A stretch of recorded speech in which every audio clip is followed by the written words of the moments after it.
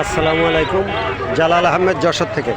তো আজকে আমি দেখাবো যশোরে আলু এবং পেঁয়াজের দাম কতটা কম। অন্য শহরের তুলনায় হয়তো অনেকটাই কম। এখানে 7 কেজি আলু 100 টাকা এবং 4 কেজি পেঁয়াজ 100 টাকা। এই যে পেঁয়াজ 4 কেজি, ভাই 4 কেজি কত? 4 কেজি পেঁয়াজ 100। পেঁয়াজ ভালো পেঁয়াজ, আমি খুব কাছে যেয়ে দেখাচ্ছি। বেশ বড় সাইজের পেঁয়াজ। এই 4 কেজি পেঁয়াজ 100 টাকা, তার মানে প্রতি কেজি 25 টাকা। তা কৃষকের তো মরণ দশা। এই কৃষক হয়তো 10 টাকা 11 টাকা কেজি পেতে পারে জমি থেকে উত্তোলনের পর। 4 কেজি 100 টাকা তাও নিতে চাচ্ছে না। আর 2 কেজি রসুন 100 টাকা, মানে রসুনের কেজি 50 টাকা। 7 কেজি আলু 100 টাকা, 4 কেজি পেঁয়াজ 100 টাকা।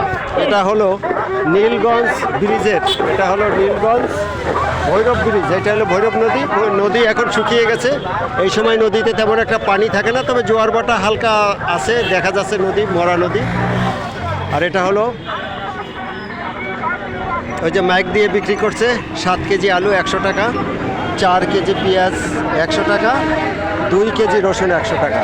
রাস্তার এপাশে ওপাশে প্রচুর খদ্দের। এখানে মানে গাড়ি দাঁড় করিয়ে মানুষ এগুলো নিয়ে থাকে সাধারণত। দেখেন এই যে মোটরসাইকেল দিয়ে, রিক্সা দিয়ে, সাইকেল দিয়ে, মানে সবাই চলতি পথে।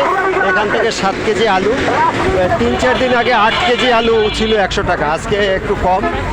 তো এখানে মানে ব্রিজের উপরে, তো ব্রিজের পরে সব কিছু এখানে পাওয়া যায় খুবই স্বল্প মূল্যে।